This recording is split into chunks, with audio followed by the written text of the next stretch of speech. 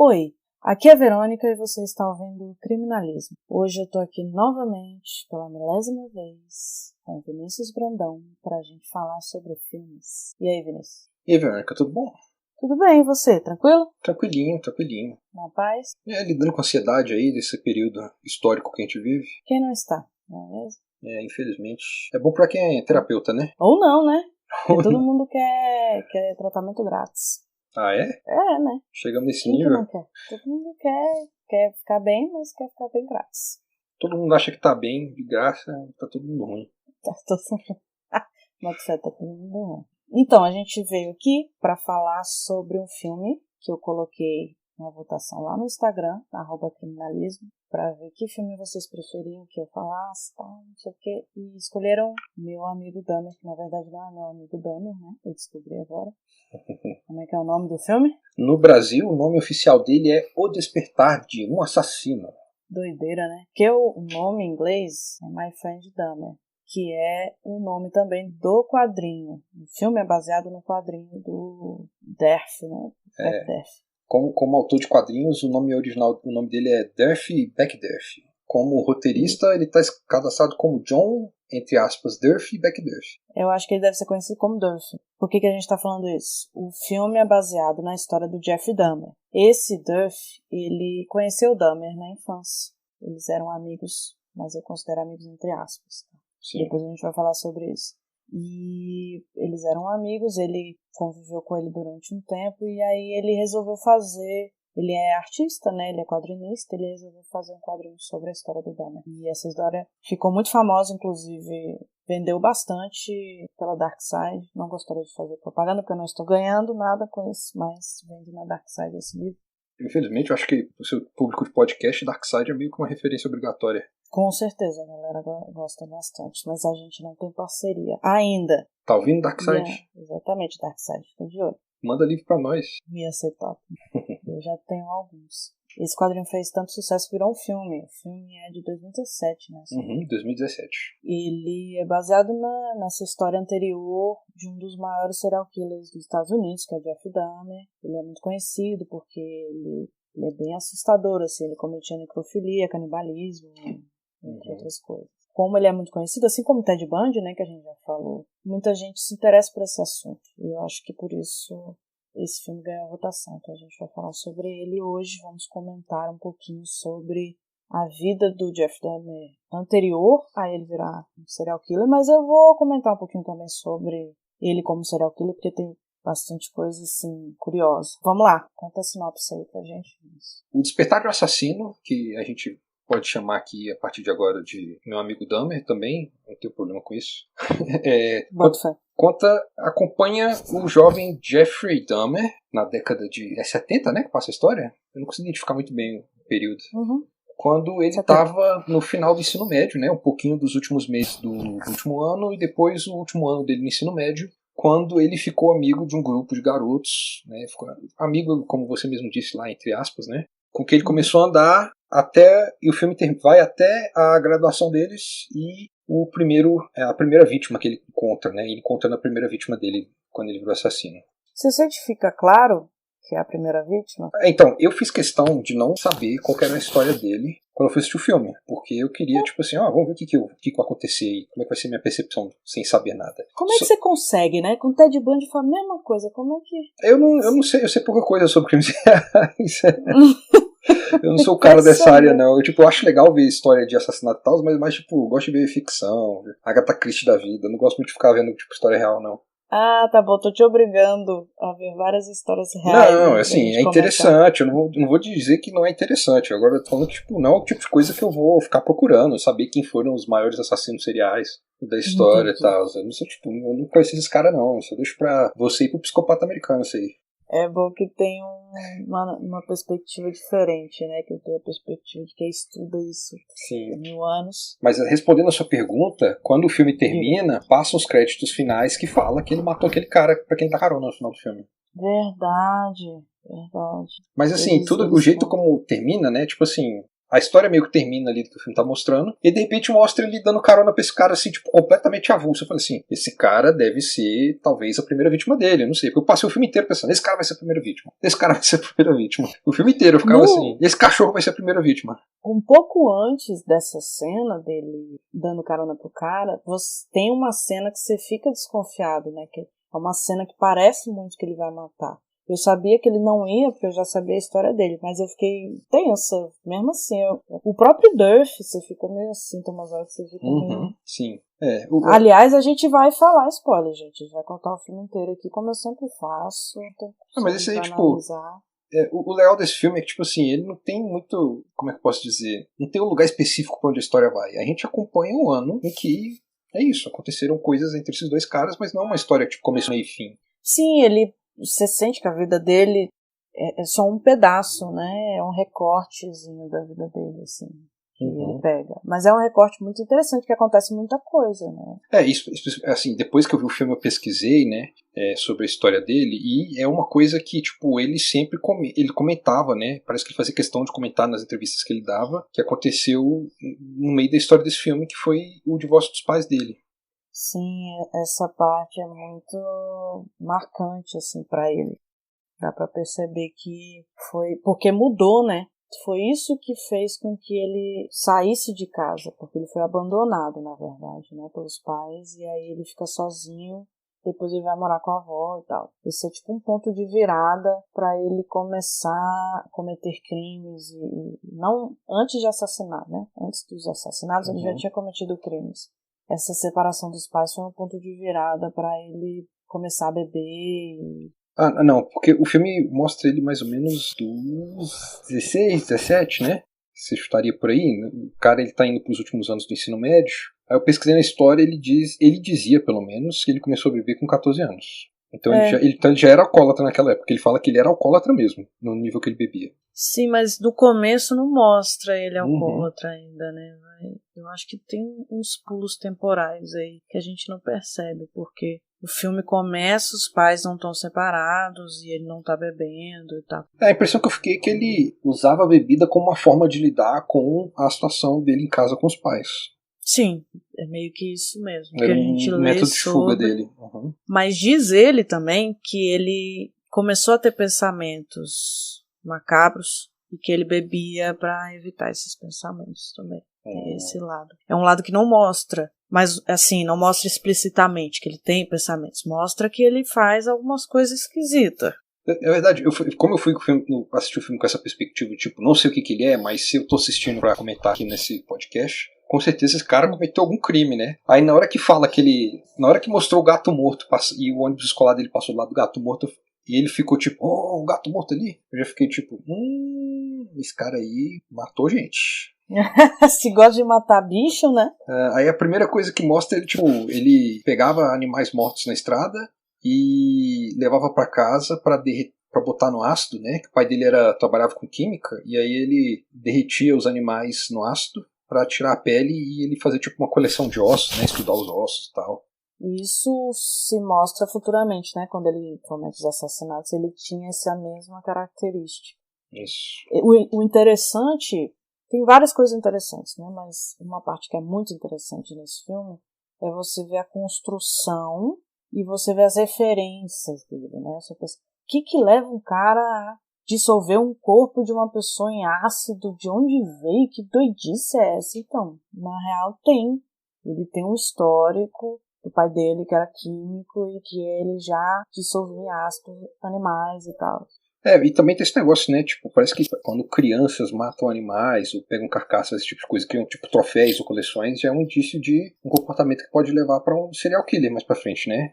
É um padrão, digamos assim. Ou eu estou completamente errado? Não, a gente tem a tríade, né? É uma concepção bem antiga da tríade do assassino que fala da urina de pessoas que fazem xixi na cama, basicamente. E querendo falar de forma acadêmica sobre isso, né? Mas não importa, o importante é, a tríade fala xixi na cama, gosta de maltratar animais e tem uma tendência piromania, né, de botar fogo nas coisas e tal, era a tríade que todo assassino serial tinha. entendeu? Eles diziam isso. Existiam estudos sobre isso, sobre como serial killers têm essa tríade, e como seria um indício, né? Se a pessoa tem esses três, provavelmente ela cometeria crimes, seria transgressor no futuro. Mas já é uma concepção um pouco ultrapassada, assim.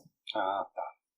Não quer dizer que não seja real, é só porque é muito determinista, que hoje em dia são questões mais biopsicossociais, a gente analisa vários outros fatores, então acaba que essa tríade ela é interessante, mas ela é um pouco crua, rasa, entendeu? Então a gente fala sobre isso, a gente entende que isso existe, e que a gente vê muitos assassinos em série que realmente maltratavam animais, mas a gente entende que tem a ver com sadismo, né? Crueldade. É natural que se o cara é sádico, ele vai maltratar seres vivos menores, né? Dos menores. Ele nunca vai tratar bem um gato, por exemplo. Como no caso do próprio Dahmer, né, que ele teve o primeiro assassinato, pelo que eu pesquisei, né, posso estar errado, ele fez o primeiro assassinato lá, que é aquele que a gente vê no filme, e depois ele foi pro exército, e quando ele voltou do exército, que ele cometeu aqueles outros 16, eu acho, assassinatos. Isso, ele tem um gap, né, temporal, ele Isso. tem um tempo que ele não mata ninguém. O período que ele ficou no exército, ele começou uma parada que ele usou, assim, virou meio o modus operandi dele depois, que era ele drogava homens dentro do pelotão dele para abusar deles. Isso. O que acontece? Ele começa a... Isso sim eu acredito que seja um conceito bem interessante para você analisar um serial killer. Ele com certeza vai ter outras coisas, entendeu? Apesar de que a gente vê serial killers modelo de conduta aí, como John Wayne Gacy, que é o palhaço assassino, o próprio BTK, que aparece no Mindhunter, eles eram pessoas modelo. Mas a gente vê muito crimes menores, ele meio que vai evoluindo, sabe? Então, no caso do Dahmer, ele começa com agressões sexuais, e se mostrar, né, em público. Tem um crime que ele comete que ele tá se expondo em público na frente de menores. E ele até pegou uma pena menor. Ele Sim, conseguiu... acho que quando eu pesquisei falou isso, né? Que ele já tinha um histórico de... Como que chama? Que seria tipo um ato obsceno, alguma coisa de se expor, é o que o pessoal chama aqui de atentado ao pudor. Não existe mais atentado ao pudor. Eu tô chocadaço. Acabei de aprender uma coisa nova no podcast, gente. Não, é porque desde 2009 tudo é considerado estupro. Ô, louco. Tá bom. Sim, não tem menor. Que o atentado ao pudor era menor, era um crime menor. Era tipo gradativo, aí estupro, tá. Agora tudo é estupro. Então esse seria mais um ato obsceno, porque é um nudez pública, alguma coisa assim. Sim. Ele se exibiu para pessoas específicas, né? Eram menores de idade, acho que eram meninos. Quando ele quase foi pego a primeira vez, ele quase foi pego quando ele tava num relacionamento com um cara menor de idade, né? Ele tinha um negócio desse que gostava de meninos jovens. Mas ele pegou maiores de idade também. Ele matou maiores de idade também. Sim, mas ele tinha... Uma das vítimas dele tinha 14 anos. Foi esse aí, que tipo, a polícia encontrou esse menino vagando na rua, meio perdido.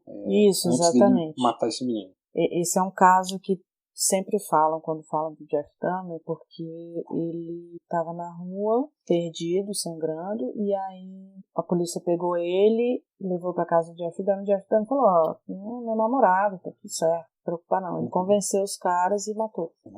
Então é um caso que chama muita atenção. Principalmente porque a polícia teve a chance de salvar o menino e não salvou.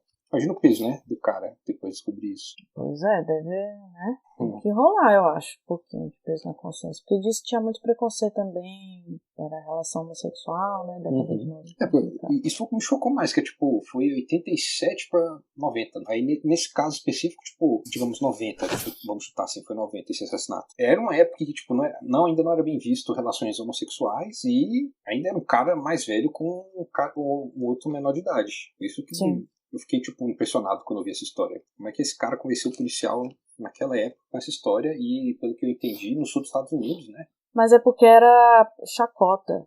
Nessa época eles eram vistos como chacota. E, querendo ou não, Jeff Dahmer tem boa aparência, é um homem branco, toda aquela questão, né? E ele também era muito tranquilo, ele era manipulador, ele passava segurança, então Isso ajudou muito ele nesse processo, enquanto ele estava assassinando as pessoas, sabe? Tanto para convencer as pessoas a vir para casa dele, quanto para afastar a polícia, afastar a desconfiança. Também de que tipo, a maioria das vítimas dele eram negros, né? Homens negros. Mas aí também eu já ouvi falar que já é meio concordado que não era exatamente por racismo, mas porque era o acesso que ele teve baseado na área onde ele morava, tinha mais homens negros latinos do que só homens brancos. Sim, era porque ele era homossexual, aí ele procurava homens, homens que faziam o tipo dele. Mas voltando pro filme, né, vamos desde o começo. Uma cena que chamou minha atenção foi a mãe, né, o pai conversando com a mãe, falando que ela tinha ido pro hospício, tava passando vergonha, e ela falando que queria trabalhar, etc. Você vê que existe um conflito, né, um relacionamento ali, e tanto o Jeffrey quanto o irmão dele, David, eles estão no olho do furacão, e o Jeffrey meio que finge que nada tá acontecendo. Deixa eles lá, entendeu? Ele meio que se isola, fica lá mexendo com os bichos, fica tentando pensar em outra coisa, tentando fazer outra coisa. Ele fala que tá na banda. Eu achei interessante que sempre que falam de amizade, né, você precisa de amigos, você precisa sair. Mas eu tô na banda, pô. É porque assim, o filme deixa claro assim, na forma como a linguagem do filme mostra, que ele tá acostumado já com as brigas dos pais, mas é uma forma dele negar essas brigas que incomodam ele de verdade, né? Ficar fingindo que é normal o relacionamento daqueles dois ser daquele jeito. Tipo, eles são desse jeito, não tem nada de errado acontecendo. E ele repete isso mais de uma vez no filme. Sim. Ele tenta, né, banalizar a situação. Porque, querendo ou não, uma coisa muito séria. Se ela foi internada, e se eles estão sempre brigando, se tem um conflito ali, tem um significado. Principalmente depois que eles abandonam ele. Isso que me chamou mais a atenção, sabe? O pai foi para um lado, a mãe foi para o outro, focaram só no filho mais novo e é isso aí. Eu vejo ele muito, assim, querendo mostrar só. Eu sou normal, eu tô na banda, eu jogo tênis e tal, me deixa fazer minhas coisas estranhas aqui. Sim, só que o pai não aceita, o pai não concorda, não adianta. Por mais que ele esteja tentando ser normal, o pai dele tira a única coisa que ele realmente curte, né? Que ele tá ali vidrado naquilo ali, né? E a ideia é que ele fica cada vez mais agressivo, né? Depois que o pai corta o laboratório lá. Ele começa a pesquisar formas de... Assim, uma coisa que eu percebi, assim, esse diálogo deles, né, tipo assim, você precisa arrumar amigos, ele fala, mas eu tô na banda, meio que já indica que ele já tinha essa cobrança em casa, né, de que, olha, você não pode ficar aqui em casa o tempo inteiro, não, você tem que sair de casa, tem que encontrar outras pessoas. Não, mas eu já arrumei, tipo, era a forma dele de racionalizar isso, ok, eles querem que eu encontre outras pessoas, então eu vou entrar na banda que é com outras pessoas e resolver esse problema que eles têm comigo. Mas aí depois... Aí ele conhece esses caras, né, e... Ele conhece os caras que, a princípio, não ligam muito pra ele, é uma coisa assim, que ele começa a fazer as palhaçadas. No momento que ele começa a fazer as palhaçadas, que a galera começa a interagir mais, mas usando ele, né, querendo ou não. Na verdade, a princípio eles falam assim, cara, aquilo que ele fez no corredor foi muito bom, foi uma piada muito engraçada. Um negócio sem graça total, mas eles são um bando de adolescente idiota. É assim que eles agem igual adolescente age de verdade. Você pode assistir um filme e achar que é exagero, mas não, adolescente é daquele jeito. Mas é isso, aí ele começa a sair com esses meninos e começa a fazer as palhaçadas, né? Só que no momento que ele, até onde eu sei, quando ele começa a fazer as palhaçadas, ele já tava alcoólatra. Ele já tá com problemas em casa e tal. O filme mostra que ele se inspirou num cara que era design de exteriores da casa da mãe dele, que tinha algum tipo de problema, né? O filme nunca deixa claro qual que é o problema do cara, mas o cara tem um problema que faz ele ter ataques epiléticos. Né? E aí ele faz uma imitação desse cara porque ele não tem nenhum tipo de vergonha de achar o cara engraçado por ter problema. Ele faz piada na frente do cara pra mãe, inclusive, né? Sim. Então nem é ele, acha intrigante, né? E aí ele, no momento que ele passa isso pra frente, no início a galera acha estranho, mas depois passa a gostar, né? Aí lascou. Aí liberou o monstro. Saiu da jaula. Saiu da jaula, exatamente. Perdeu o freio. Ele encontrou primeiro uma adoração, né? Que eles começam a falar com ele dizendo que eles querem criar o fã-clube do Dahmer, né? E aí o cara aproveita que ele tem esses talento de arte, né? De ser desenhista e tal, pra criar as artes do clube e do Dahmer fazendo as coisas que ele fazia lá pra divertir eles. Mas você vê que não tem... É uma coisa totalmente superficial, né?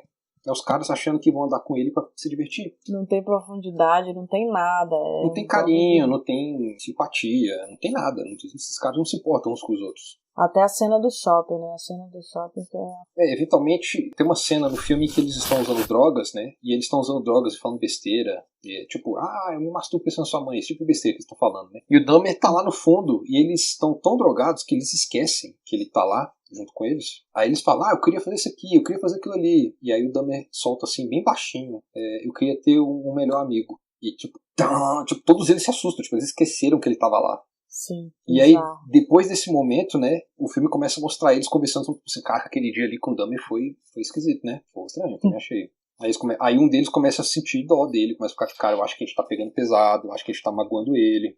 Mas você vê que ele tem uma característica solitária, assim. Ele passa a vida inteira praticamente solitário, ele não tem amigos. Uhum. E isso se mostra nos assassinatos também, que era a cabeça dele começa a criar umas ideias assim de querer transformar as pessoas em zumbi para fazer o que ele quer, entendeu? Ele comete necrofilia porque ele queria... Tem umas questões sexuais lá, corpo e etc, bizarríssimas, mas também tem a ideia que ele tinha de botar ácido na cabeça para transformar em zumbi. Ele tinha umas ideias assim, de fazer lobotomia nas pessoas para transformar em zumbi, para fazer o que ele quer. Uhum. Tem um lado muito cruel, que é um lado dele querer usar e abusar do corpo de outra pessoa do jeito que ele quiser e não querer que a pessoa esteja morta, ela tem que estar quente, tem que estar viva.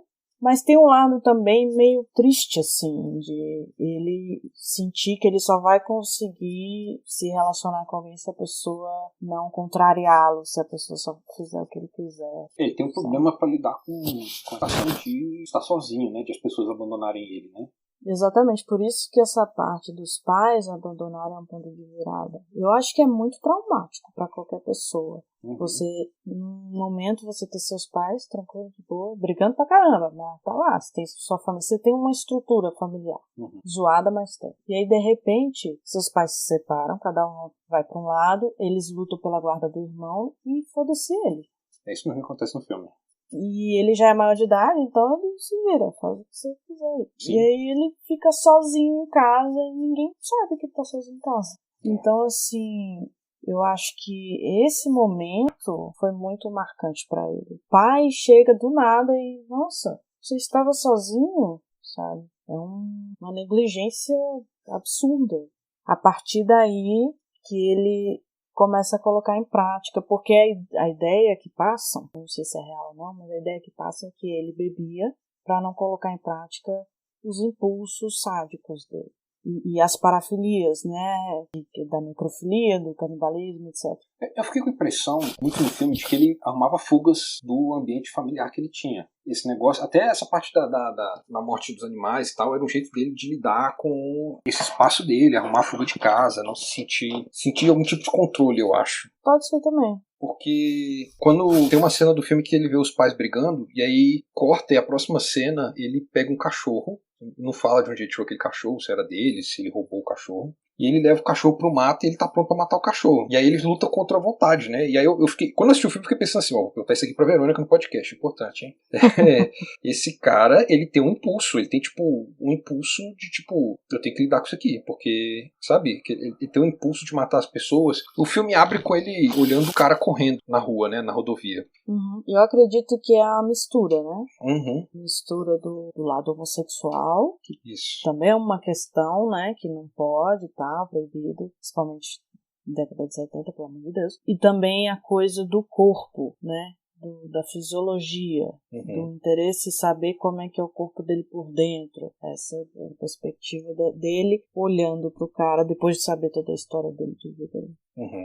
Aí tem a cena que eles viajam pra Washington, numa excursão da escola, e ele divide o quarto com o único garoto negro da escola, né? E aí ele vai conversar com o cara, e ele tá tentando ser simpático com o cara, né? Ele tá tipo assim, não sei o que, de boas e tal. Só que ele começa a perguntar assim, cara, é ruim ser o único cara negro da escola? E o cara fala, não é ruim não, tal. Só que ele pergunta na inocência, ele não percebe que o que ele tá falando é muito pesado, mas ele pergunta na inocência total, assim, será que se a cor da sua parte do interior é igual à cor da minha? E ele fica, sim, tipo, né, por dentro.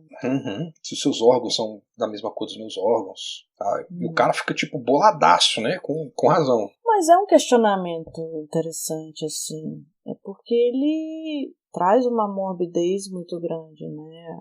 Ele tinha pensamentos muito mórbidos.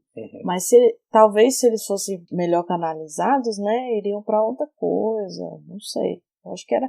A parte de matar foi ficando muito forte. Não sei se poderia evitar. Mas eu acho que se tivessem aceitado melhor esse lado mórbido e canalizado para, sei lá, medicina ou para açougueiro, sei lá. Ele fala em certo ponto do filme que ele quer ser biólogo, né? Poderia ser biólogo, poderia ser várias coisas aí relacionadas. Mas meio que desmorona tudo. Ele tem muitas dificuldades, assim, de relacionamento, de controle. A coisa do vício com álcool atrapalha muito ele depois. Ele não consegue se manter no emprego.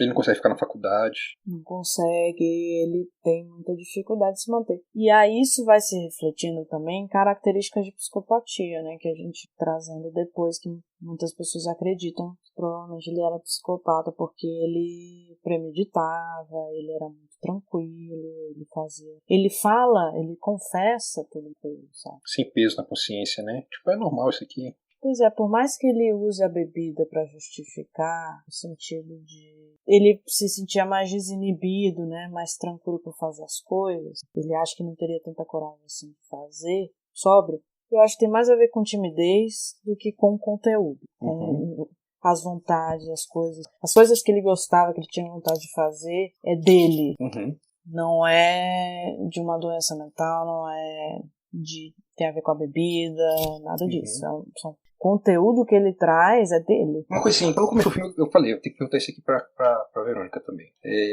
Ele era realmente. Ele tinha aquela postura que o filme mostra que ele tem, que tipo, ele anda meio curvado pra frente o tempo inteiro. Ele tem um leve mancar assim na perna quando ele caminha de um jeito meio estranho assim. Não sei se você percebeu isso. No quadrinho mostra isso também.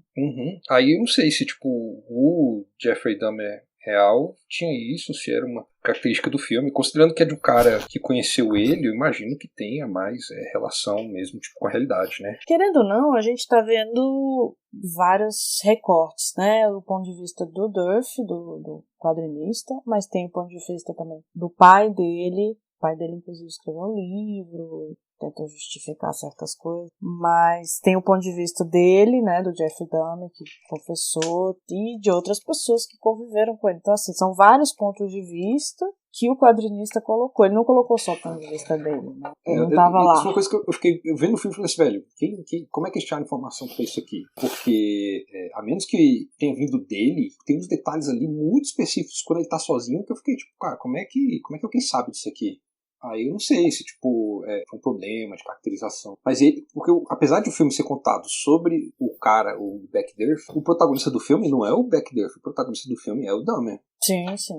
O Beckdurf a gente vê no fundo do cenário, na primeira, sei lá, 15 minutos de filme. Mas eu acho que assim, ele quis dar vida a isso. Mas não é só o ponto de vista do Durf. Tem bastante material, né? Como eu falei, é um dos maiores serial killers dos Estados Unidos. Ele é muito conhecido porque as coisas que ele fez foram muito impressionantes. Marcou muito, né? Tem uma foto, uma das fotos mais famosas, quando ele foi descoberto, que são dois caras carregando um barril que tinha ácido dentro. Essa é uma das fotos mais icônicas dessa época, né, do que aconteceu, porque quem imaginar que o cara dentro de casa ia ter barril de ácido, estaria dissolvendo corpos e guardando órgãos e pintando o crânio. Ele pintou um crânio de prateado. Ele tinha como se fosse um altar, né, ossos, desenhos e coisas. Então era uma coisa muito sombria, muito macabra. Você imagina que quem fez isso é um monstro, né? É uma pessoa perturbada, é um doente mental, uma pessoa doida. E aí de repente mostra, né? Vamos mostrar então quem foi que fez isso. É um cara branco, olho azul, louro, de óculos, uma roupinha social xadrez. Nunca chamou muita atenção. Normalzão, falando tranquilo, assim. Foi do exército. Fala pausadamente, tranquilão, de boaças. Quando que você vai imaginar que uma pessoa dessa cometia necrofilia, comia órgãos, dissolvia corpos, guardava os ossos, e a casa era um fedor do inferno, entendeu? E as pessoas não desconfiavam. Eu vi uma das entrevistas tipo, com a avó dele, que disse que quando ele morou com ela, o fedor que vinha da área onde ele ficava na casa era inacreditável. Sim, porque quando ele começou a matar, ele morava com a avó. Ele, inclusive, usou a banheira dela pra desmembrar uma das vítimas, né? Essa fala é famosa também, de que a avó dele fala que cheirava mal. Coitado. Dá uma pena dessa avó, cara, sério. A mulher colocou ele pra dentro de casa 2 vezes, porque ninguém mais queria, e ainda teve que lidar com isso. Saber que o neto matou gente no porão da casa dela. Certas coisas não tem como controlar também, né? Não tem como, mas terrível, né? Imagina a cabeça dessa... A senhora idosa percebendo que o neto dela, que ela tá colhendo depois que os filhos abandonaram ele. Os filhos dela, quer dizer, não os filhos dele. Coisa doida. Mas é bem interessante, então eu gosto de analisar o antes e depois, né? Analisar, porque parte da análise do comportamento de um criminoso é ver a infância, né? É uma parte importantíssima para você entender o comportamento futuro. Você tem que analisar a infância para ver quais são as influências biopsicossociais. É nessa época que se descobre se tem alguma doença, que se descobre se teve algum acidente, se sofreu algum tipo de abuso, como é que era a relação com os pais, com os familiares. Muito se fala que o Dahmer teve uma infância normal. Claro que a gente vai aprofundando e vai vendo que não necessariamente. Diz que a mãe teve depressão pós-parto. Ela foi internada em algum momento, né? Exatamente, aparentemente, né, de acordo com o filme. A gente não sabe até que ponto tudo ali é verdade também, né, porque é filme. Aí ele tinha um tratamento na escola que ele era ignorado pelas pessoas, né? A princípio no filme eu achei que todo mundo ia zoar com ele no filme, né? Porque ele parece o tipo de cara que nesses estereótipos de filme são zoados pelos colegas de escola. E aí eu ficava estranhando que tipo, tinha até um carinha que gostava dele. O filme dá a entender que era um cara gay na escola e que gostava dele. E aí esse cara demonstra abertamente que tá querendo levar o Dahmer pra algum lugar, um show, uma saída assim, um encontro. Sim. Só que ninguém mexe com o Dahmer, só mexe com esse cara. Mas na frente do filme, quando a gente vai ver, é que todo mundo realmente acha o Dahmer estranho, mas acha o Dahmer estranho, tipo, assustador estranho. Não estranho, vamos zoar com a cara dele. Tipo assim, ele é estranho, não chega perto, porque esse cara é doido. Exatamente, ele não é um estranho zoável, né? Um estranho deixa quieto, entendeu? É bizarro. Porque no ensino médio, né, nessa época aí, tem os estranhos nerds, bobões, que a galera zoa, e tem os estranhos que normalmente a galera que usa droga, a galera que comete crimes, a galera meio... Os caras fáceis de atingir e os caras que... Mais na frente do filme tem um outro, né, que é o cara que tava querendo vender droga pra ele. Traficante. E aí o cara rouba a faca do pai, corta a própria mão. Sim. A princípio, eu achei, tipo, o Dahmer tava, tipo, opa, esse cara aqui tem uns gostos parecidos com o meu, vou andar com ele pra ver se ele me mostra algumas coisas legais pra eu aprender e tal. Mas depois, o filme, pelo menos, tá querendo indicar que o Dahmer tava procurando alguém com que ele pudesse identificar porque ele queria fazer parte. E ele anda com aqueles caras porque ele quer fazer parte. Até que a última fala dele, uma das últimas falas dele pro Macduff eu sou igual a todo mundo. Ele não quer se sentir diferente, que nem ele sempre foi tratado, sabe? Mas aí, tipo assim, isso é uma perspectiva que alguém, quando foi escrever o roteiro, falou, vamos tentar botar essa mensagem aqui como mensagem principal do filme. O conflito principal do personagem do filme, né? É um cara que tá se esforçando muito pra participar, enquanto o cara tem uns gostos esquisitos, ele resolve andar com esse cara, aí o cara puxa uma arma e ele fala assim, não, arma não. E aí ele vai embora, e é a última vez que a gente vê esse cara no filme. Tipo assim, opa, não dá pra ser amigo desse cara. Não dá pra eu... Esse cara tá esquisito demais até pra mim, tipo isso. Eu acho que depende da perspectiva, assim. Se ele fosse um psicopata mesmo, afirmasse, porque psiquiatras vão ter controvérsias aí.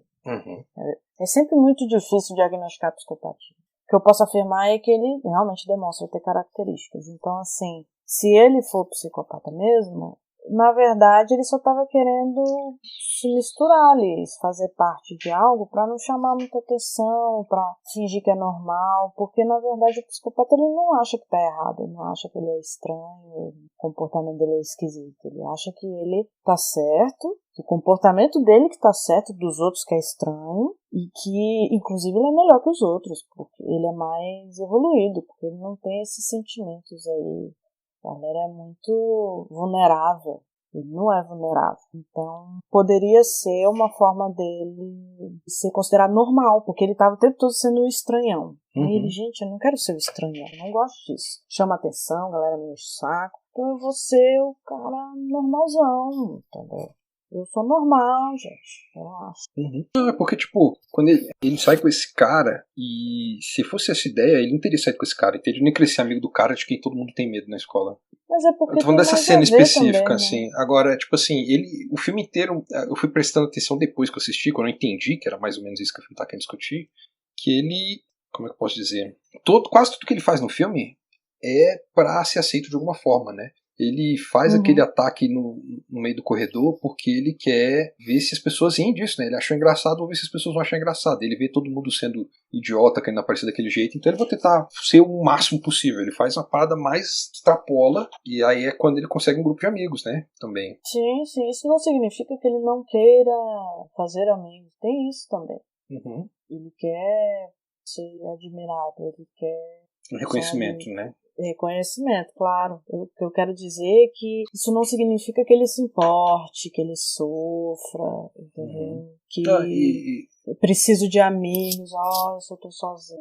Ele vai adaptando também esse comportamento. Tipo assim, ele fica fazendo essa piada do cara que tem o ataque epilético, ele fica fazendo essa piada até o momento em que ele vai vendo as risadas diminuindo, e você vê que ele faz assim, ó, à medida que vai diminuindo a forma como ele faz essa piada, é à medida que ele vai vendo quem ainda ri dela. E ele vai fazendo até a última pessoa que ainda ri dela parar de rir dela. Aí ele para. E aí depois, mais na frente, fica, pô, tem meses que ele não faz essa piada. Porque ele percebeu que não fazia, que não ia mais garantir aquele círculo, e ele parou de fazer. Por exemplo, esse é um cara que tá realmente se adaptando ao meio dele, né? Tipo, como um psicopata faria, né? De se adaptar ao meio social para ser aceito. Isso é muito característico, porque você vê que tem uma função. Não é porque ele se diverte, porque ele gosta. Ele pode até se divertir e gostar. Mas o ponto principal não é ele querer se divertir, curtir, tá nem aí pra ninguém. Não, ele tem um objetivo. O objetivo é as pessoas rirem, o objetivo é as pessoas gostarem. Não é de graça que ele faz essas coisas. Só que o estilo dele de fazer essas coisas é bizarro. Então vai chegar uma hora que a galera não vai gostar mais, vai achar estranho, porque ele extrapola, porque ele não tem limites, entendeu? Porque ele tá bêbado uma parte do tempo. A última vez que ele faz isso, que é a maior de todas, ele tá bêbado e ele começa a incomodar os caras que chamaram ele pra fazer aquilo, né? Que é a vez do shopping. Que fica tipo, as pessoas até pedem desculpa pra ele depois, pelo que aconteceu. Ele não tem muita noção de limite também, assim. Eu acho que pra nada. Porque ele vai começando a fazer as coisas, não é só nessas piadas, nos próprios assassinatos, nos bichos que ele pegava.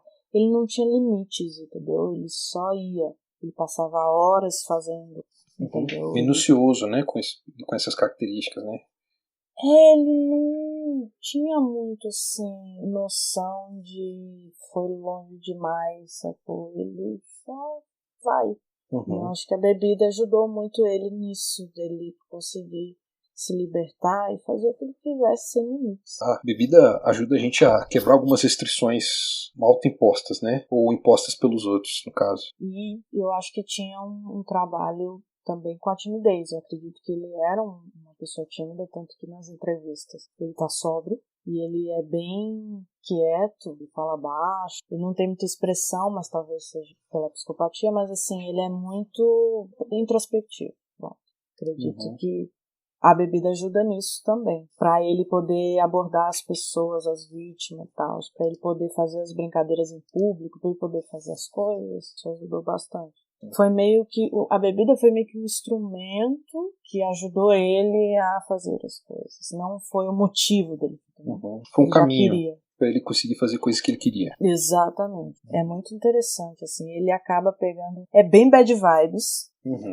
Nossa conversa aqui tá rolando a bad vibes, porque a energia eu acho que é bad. A energia que ele transmite no filme é muito, tipo, parece que... Eu fiquei o filme inteiro assim, ok, ou ele vai matar alguém agora, ou alguém vai dar um murro na cara dele, porque ele tá muito, tipo, caraca, velho, parece que o mundo tá caindo ao redor dele, sabe? E ele não se importa. É muito estranho, né? É uma coisa muito... Isso é muito conseguido no filme porque, tipo, com alguma frequência eles usam ângulos e takes, coisas assim, de filmes de terror né? Às vezes sobe uma musiquinha mesmo de filme de terror quando ele fica sozinho com alguém, não sei o quê, porque eu acho que isso é o filme querendo demonstrar que, olha, ele tá aqui com vontade de ficar com esse cara e não tá com boas intenções. Não tá com boas intenções, né? Eu sinto, assim, uma coisa sombria, mórbida, né? Tem essa sensação. Porque você pensa, ele gosta de osso. Não quer dizer que ele é uma pessoa mórbida, que ela é uma pessoa sombria. Só quer dizer que ele gosta de ossos, velho. E se ele tá pegando o bicho morto, ele não tá matando o bicho. Uhum.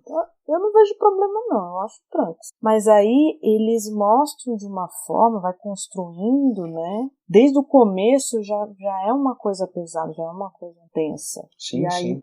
vai só piorando, né? Com o passar do tempo vai ficando mais pesado. Acho que tem muito também, tipo, ele faz as coisas que claramente vão fazer com que todo mundo ao redor dele estranhe ele. E ele não tá nem aí se as pessoas vão estranhar ou não. Tipo, a abertura do filme é essa cena do ônibus, né? Ele olha pro gato morto na estrada. Mas aí depois que ele olha o gato morto na estrada, ele passa pelo médico que ele vê fazendo corrida.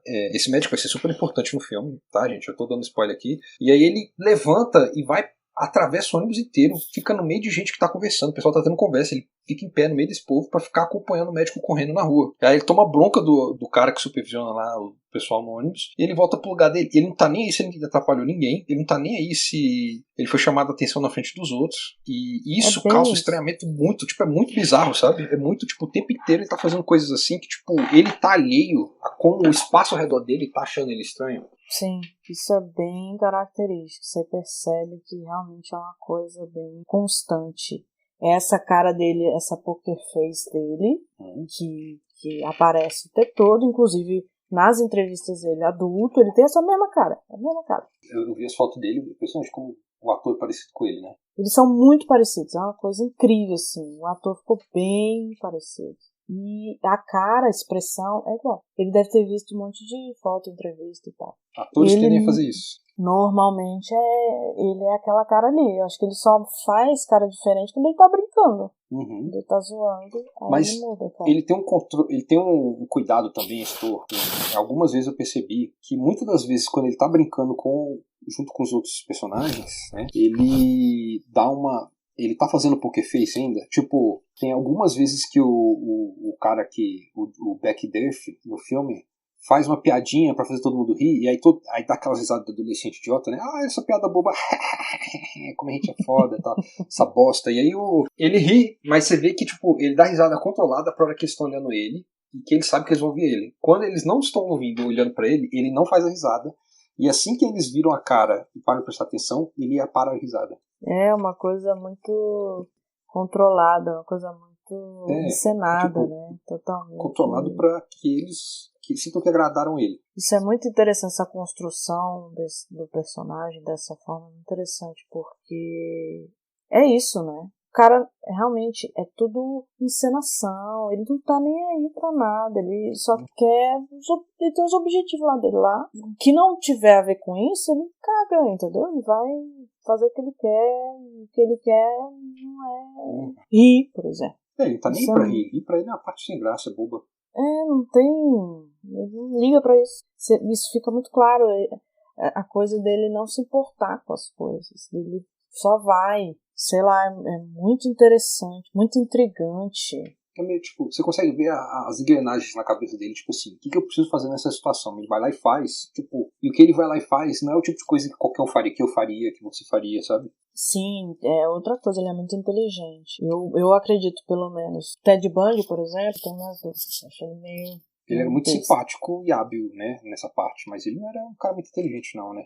Eu acho que ele era muito carismático, mas era meio bestas. Já o Jeff Dahmer não, eu acho que ele era muito inteligente, ele era muito articulador, estratégico. Você vê que, tipo, tem a cena que todos eles vão pro baile de formatura, né, e ele não tá nem aí pra isso, porque pra que eu vou no baile, né? Por que eu vou chamar a menina pra ir pro baile comigo? Ele tá cagando. Só que aí ele vê que os caras meio que fazem uma piada excluindo ele porque ele não fez nada em relação a isso, né? Aí o que ele faz? Ele escolhe uma menina que ele sabe que vai dizer sim porque ela é nova e quer ir pro baile, e ela ainda não tem idade pra ir pro baile por ser daquela classe.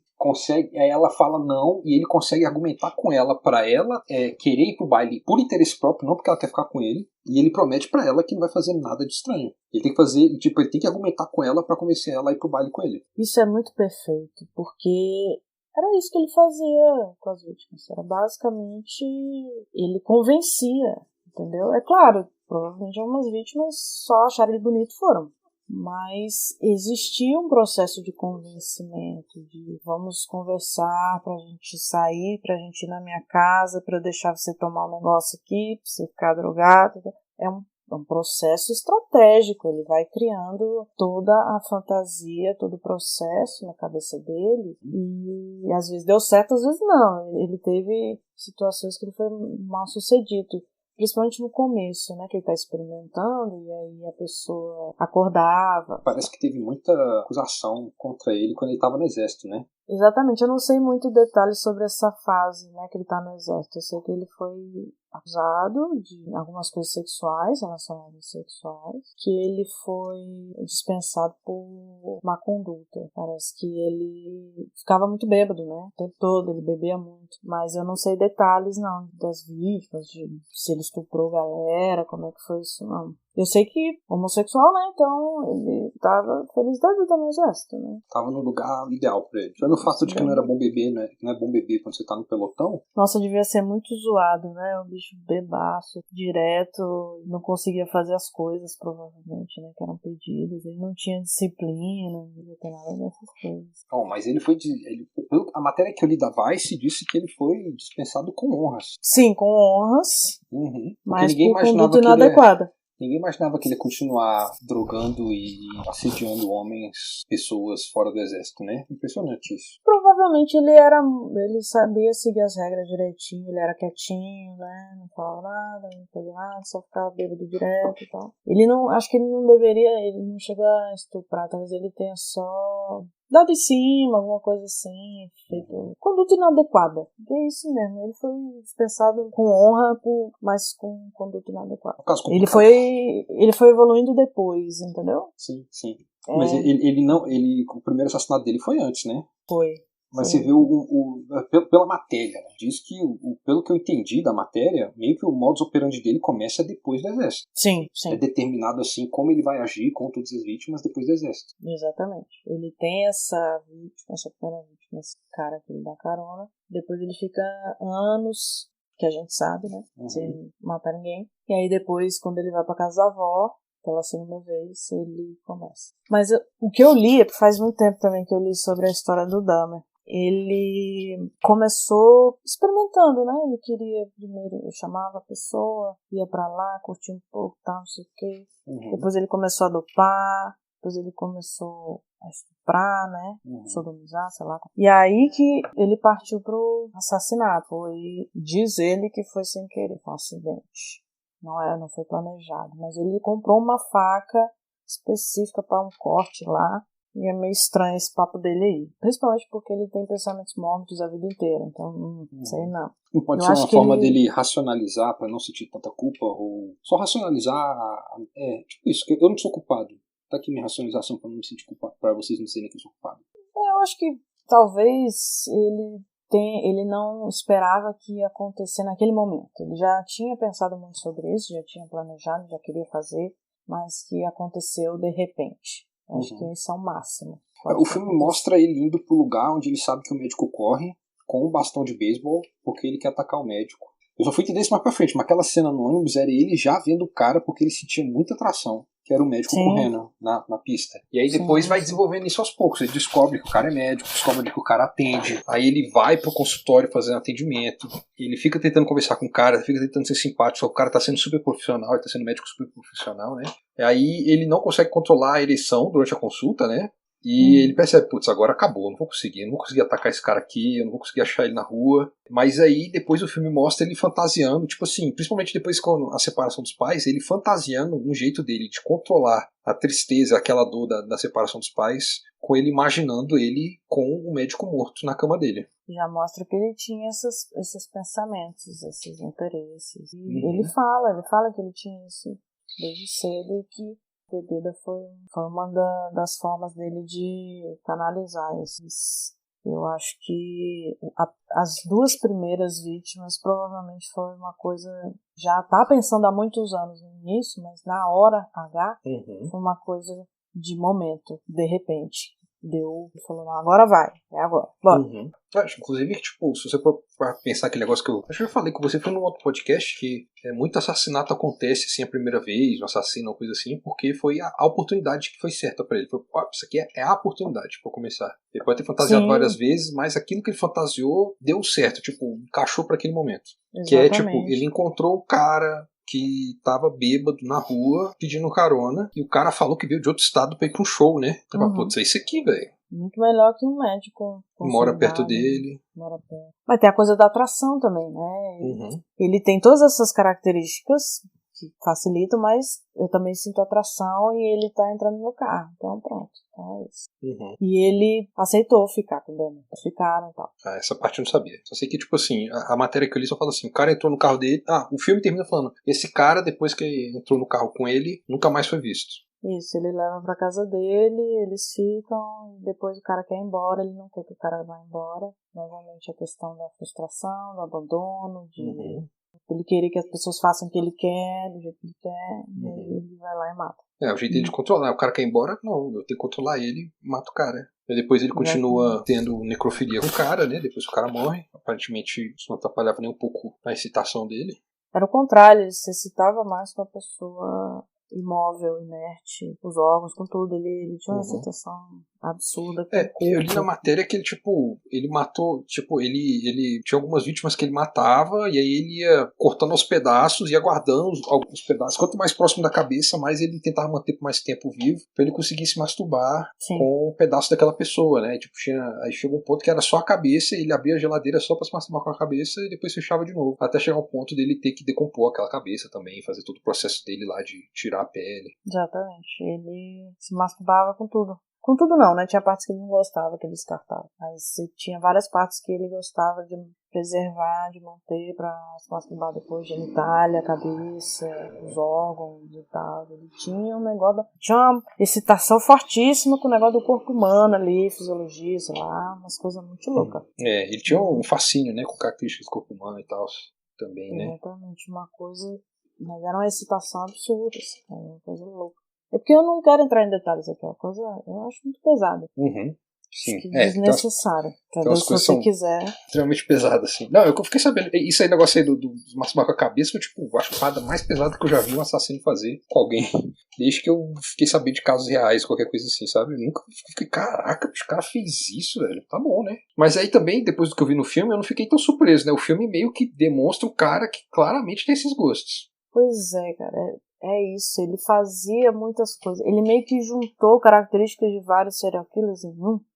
Ele fez muitas coisas muito pesadas. E ele tinha essa coisa da masturbação com o corpo humano. E essa questão que eu falei de querer transformar em zumbis. Ele tinha uns planos, entendeu? Ele ia buscando as vítimas, aprimorando e tudo mais, e fazendo um altar. Ele tinha tudo. Sim. Ele estava construindo toda uma realidade em volta dele e relacionada a matar pessoas e usar o corpo da pessoa o máximo possível. Acho que é isso que mais choca nas pessoas. É ele usar o corpo, usar e abusar do corpo de todas as formas possíveis e imagináveis, sabe? Masturbando, comendo, etc. Ele exauria tudo que era possível fazer, sabe?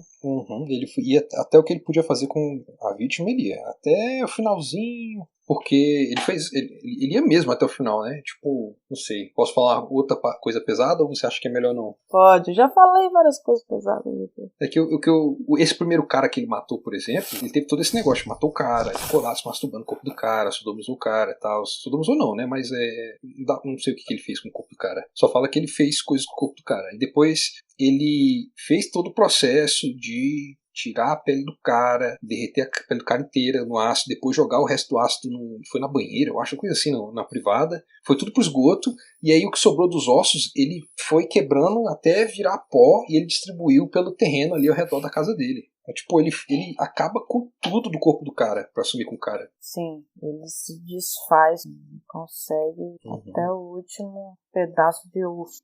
E parece que ele aproveita, né, cada parte disso aí que ele tá fazendo. Ele tava aproveitando tudo isso. Exatamente, tudo pra ele é excitante, é interessante, o processo inteiro, não é só Porque a gente vê muitos serial killers que a parte mais importante é o momento que eles matam. O que dá mais prazer para eles é o ato de matar. Acho que no caso do Jeff Dahmer era mais um meio para poder usar o corpo.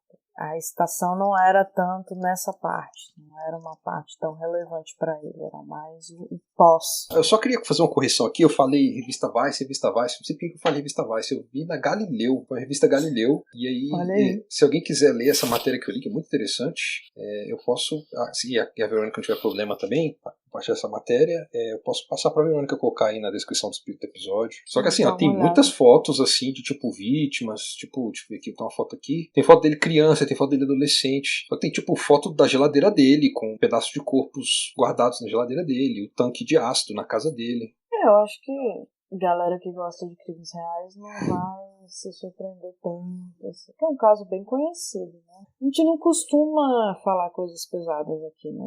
Podcast, mas esse caso não tem jeito, realmente. Porque eu lembro que do Ted Bundy a gente tava falando muito sobre a relação dele com a esposa dele, como ele interagiu com as pessoas, tudo mais. Ainda mais porque aquele filme não mostra nada, né? Se você assistir só o filme, até parece que ele não matou mesmo aquelas pessoas. Não tem detalhes, né, dos homicídios e tal. É porque o filme é feito pra você ver do ponto de vista dela e ser dúbio, né? Como que ele consegue enganar a mulher com quem ele foi casado e tem uma relação extremamente íntima. Sim, realmente. O foco não é nos assassinatos, não é como ele matou, etc. São cenas rápidas, assim.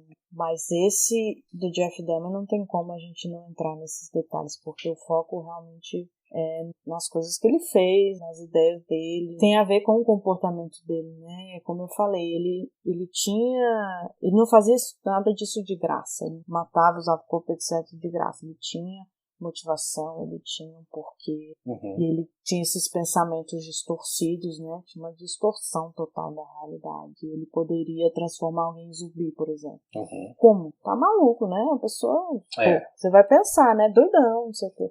Realmente, é uma visão distorcida da realidade. Tipo assim, dá mais um detalhe disso aqui, gente, se preparem. Esse garoto menor de idade que foi encontrado antes de ser assassinado, ele se importava muito com o garoto, não queria matar o garoto, só que ele percebeu que o garoto ia acabar abandonando ele, e aí ele fez um buraco no crânio do menino e derramou água fervendo dentro do crânio do menino pra a percepção dele, agora ele não me abandona mais. Exatamente, era a visão dele de lobotomia. Na cabeça dele, ele não ia matar o menino. Uma lobotomia transformar ele num zumbi. Agora imagina em que mundo, né?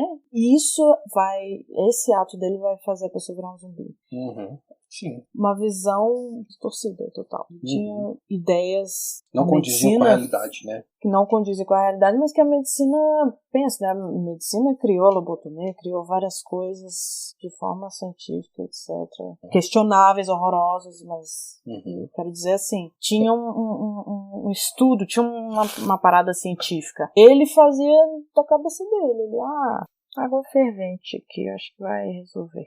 Vai pedir ele de me abandonar. É isso que faz as pessoas pensarem, será que ele não era esquizofrênico, sei lá, será que ele não tinha uma perturbação mental de viagem, de distorção da realidade? Porque são atos muito absurdos, né, pra nossa cabeça, pra gente, pro ser humano comum entender. Só uma pessoa muito perturbada faria esse tipo de coisa. A gente sabe que ele foi do ponto A até o ponto D na linha de raciocínio dele. A gente não consegue ver o B e o C, que para ele aparentemente eram tão claros, né? Para chegar lá. Com certeza ele tinha uma racionalização, ele tinha uma explicação científica na cabeça dele de por que a água é fervente. Mas é uma coisa totalmente sem sentido. Mas é interessante, não é interessante você pensar sobre isso, sobre a mente de uma pessoa dessa? Uma pessoa que pensa dessa forma? Eu não sei, eu acho, tipo assim, agora só conversando com ele muito pra saber, né? Eu ouvi um vídeo. Tipo assim, mais que eu achei interessante, eu acho que a melhor forma de tentar entender o melhor possível seria ver um vídeo de 50 minutos que eu encontrei aqui, dele dando entrevistas sobre a carreira dele de criminoso, né? Eu falei assim, eu não vou assistir 50 minutos, não. Acabou ali o interesse. Ele viu uma matéria de 7 minutos da revista Galileu e fiquei por isso. Mas é porque, assim, essas entrevistas dele, ele manipula muito. E não vai ser 100% verdadeiro, segue. Não é, o instinto dele não é esse. O instinto dele é manipular, agradar a pessoa. Ainda mais que ele deve estar gostando da atenção, né? De estar dando aquela entrevista. Exatamente. Então não tem como a gente confiar totalmente numa entrevista dessa. Então é tipo, eu não sei. Eu realmente acho que eu tô de boa em não saber. Eu acho, assim, que ele é uma pessoa muito única. Ele é no mau sentido. Até entre os assassinos ele é único, né? Exatamente, eu tô falando no mau sentido total. Ele é uma pessoa muito específica. Ele tem uma linha de pensamento, uma linha de ação, tudo muito específico. Provavelmente isso que chama mais atenção, faz com que ele seja, além das atrocidades, essa coisa dele ter a linha de pensamento específica. Mas eu acho interessante, não exatamente para descobrir padrões de comportamento, que ele não tem tanto isso, ele tem alguns padrões no modus operandi dele que a gente encontra em outros assassinos, mas eu acho que é muito mais a parte de, se eu consigo entender a linha de pensamento desse cara, de onde ele vem, eu vou conseguir entender a maior parte das coisas. Se eu conseguir eu acho racionalizar, é porque eu penso assim, ele é uma das pessoas mais difíceis de você compreender o que ele está pensando, né? E como é que ele raciocina. Exatamente, porque é muito cruel, é muito pesado, é muito mórbido, é muito normalizar, ele normaliza uma coisa muito horrível. Então, se você consegue entender essa normalização dele, de onde vem, para onde vai, né? Ou você fica perturbado total, surta, ou você passa a compreender melhor os criminosos e analisar as pessoas. Eu já vi o pessoal falando sobre algo parecido assim que você está falando com relação a jogadores de xadrez, né? Porque jogadores de xadrez, como o cérebro deles vai meio, tipo assim, eles vão jogando desde jovem e o cérebro deles tem uma capacidade única de lidar com aquela linha de raciocínio ali, de quebrar as peças, os movimentos e tudo mais, o cérebro deles pensa de jeito diferente, a forma como eles lidam com o mundo é completamente diferente, né? E tipo assim, você vê psiquiatra falando, velho, não dá pra entender não o que esses caras estão pensando. Tipo. Acho que essa é a ideia, né? Eles não serem descobertos, né? Você não saber a cabeça dele funciona, porque se você souber, você vai derrotá-lo. Acho que também tem muito a ver com, tipo, isso também faz essa parte desse processo deles de pensar que eles são especiais, sabe? Eu sou especial, né? Normalmente, assim, alguns assassinos, tipo, eu sou especial porque eu sou diferente dos outros e por isso eu sei que eu sou melhor, que os outros não importam. Isso vai mais pra parte do narcisismo, né? Da pessoa achar que não vai ser pega, que é vulnerável. Eu tô no vício de assistir Law & Order Special Victims Unit agora, né? E o Law & Order Criminal Intent, né? Aí eu vi o episódio e falei assim, velho, esse é o assassino psicopata mais estereótipo de psicopata que eu já vi em qualquer série, filme, show, livro, qualquer coisa. Que é a história de um cara que ele seduz várias mulheres e ele fura a camisinha com todas elas porque ele quer ter o máximo de filho possível com o máximo de mulheres possível. E aí no final do episódio, quando eles colocam todas as mulheres que ele enganou, são umas 20, diante dele, ele não fica se sentindo mal, ele fala pra ela, olha o que eu te dei um filho meu, você devia estar agradecida pra mim. Ele não faz noção que, tipo... aí eu fiquei tipo, pô, esse cara aí, tipo, ele acha que o gene dele é um presente pra aquelas mulheres e pra aquelas crianças, sabe? Sim. Eu fiquei, esse cara aí é um estereótipo bem interessante de psicopata. Cuspido, assim, estereótipo de psicopata. Mas pode ser delirante também. Isso acontece, não é tão comum assim, não. A pessoa achar o sêmen dela vai resolver, vai salvar o mundo, por exemplo. Tem muito papo de seita. Os líderes de seita, eles usavam muito desculpas pra transar com várias mulheres. Às vezes só pra transar mesmo, mas pra procriar também.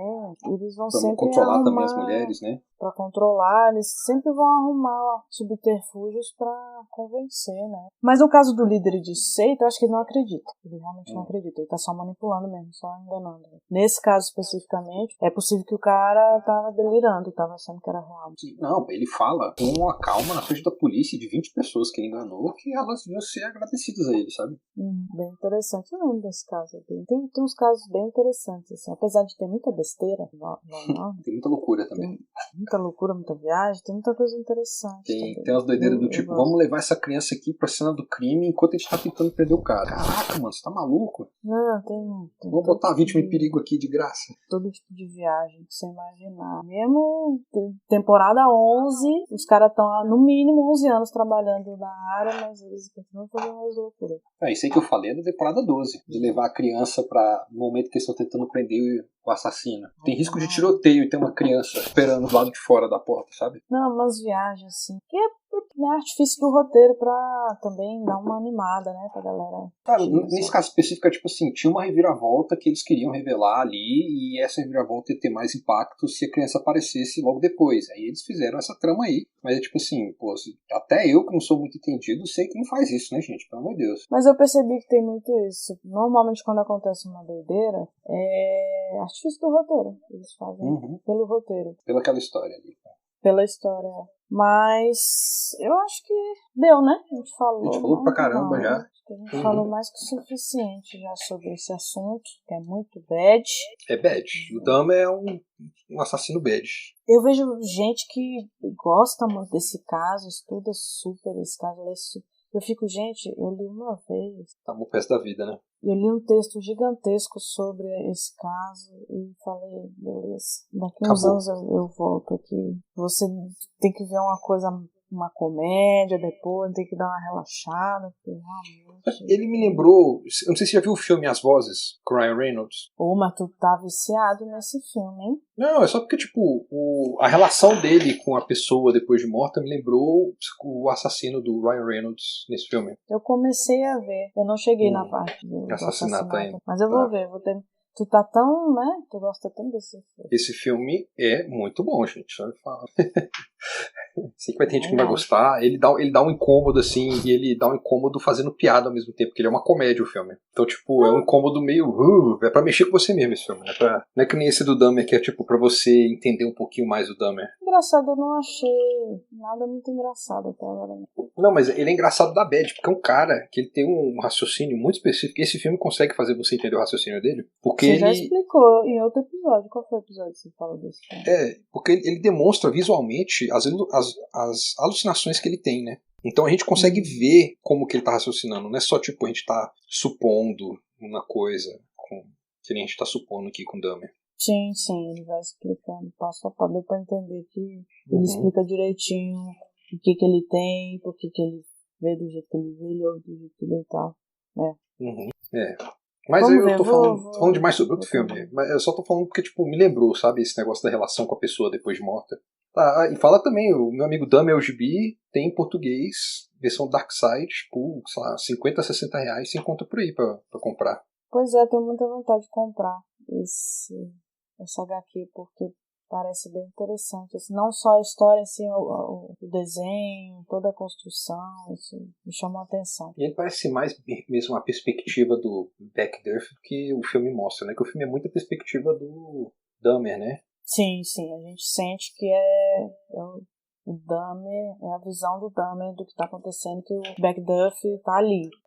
Faz parte. Assim, do grupo de amigos com que ele faz amizade, o Backderf é o líder, né, do grupo e o principal, né? Tanto é interpretado por um dos nossos atores juvenis que a gente adora, né? Quem? Alex Wolff, que eu vi a primeira vez em Jumanji e eu achei ele bem no Jumanji, aí depois eu assisti ele no Hereditário e falei, ok, esse cara é foda. Ele é bom mesmo. Fala do Dahmer também, que tá muito bom. E aí no Dahmer, tipo assim, impressionante, velho, como ele, tipo, faz um adolescente imbecil, e eu não tô querendo dizer no sentido negativo, assim, eu tô querendo dizer no sentido, tipo assim, como ele some dentro desse personagem que não raciocina muito, sabe? Ele faz isso com naturalidade, você vê que ele não tá simulando, ele tá realmente atuando aquilo. Sim, parece que é tranquilo, né? Faz sem dificuldade. Como é o nome do ator que faz o Dahmer? Ross Lynch, quem é muito fã, assim, de sériezinhas musicais da Disney, talvez tenha visto ele algumas coisas da Disney. Assim como o Zac Efron, nossa versão fictícia do Ted Bundy, esse Ross Lynch é outro que veio da Disney, cantando e dançando. Eu acho que é bom ficar de olho nele, hein? Mas eu verifiquei que a carreira dele parece que não fez nada depois do Despertar de um Assassino. Que pena, né? Mas é bom, eu acho interessante, quem sabe. Assim, Vira Zac Efron 2 aí. As Aventuras Sombrias de Sabrina, é isso que ele fez depois de Dahmer. Não fez mais nada além disso. Mas então, beleza. É isso. Vamos lá, Vinícius. Como sempre, conte suas redes, onde te encontrar. Então, gente, eu sou o dono, criador e um dos colaboradores do site Aquela Velha Onda. Pode digitar velhaonda.com, já encontra o meu site. Nós estamos focados atualmente no YouTube, então toda sexta-feira às 9 da manhã, Aquela Velha Onda tem um vídeo novo no canal. Os 2 últimos vídeos que eu fiz foram sobre manipulação do cinema, né? Como que a indústria usa o marketing para manipular as pessoas a assistirem filmes e, em seguida, quais os truques dentro dos filmes para manipular seus sentimentos e como você está se sentindo dentro do filme. E isso tem sido muito do que eu tenho feito. Eu tenho colocado algumas coisas no Instagram também, Aquela Velha Onda tudo junto, pode dar lá uma olhadinha. Estamos fazendo aí, agora estamos descobrindo esse tal de IGTV, né? Aí explorando essa porcaria. O que eu vou fazer para essa semana é sobre o anime Dororo, que eu acho muito bom, recomendo aí se você gosta de anime, qualquer coisa do tipo, assista Dororo, tá no Prime Video. Era um mangá de 67, virou um anime em 69, e aí ele foi reinventado para um novo anime agora em 2019, e é maravilhoso. As discussões e debates sobre responsabilidade e perda é impressionante, é tipo uma coisa que muito filme não consegue fazer. Olha aí, rapaz. Então é isso, gente. Espero que vocês tenham gostado. Episódio gigante, mas bem interessante. Conseguiu esmiuçar bastante sobre o Jeff Dahmer. Assistam e depois comentem lá no @criminalismo no Instagram. Contem pra gente o que vocês acharam. Se vocês concordam ou não, tal. Tô viajando, não sei. E é isso. Então, até mais. Até mais, gente.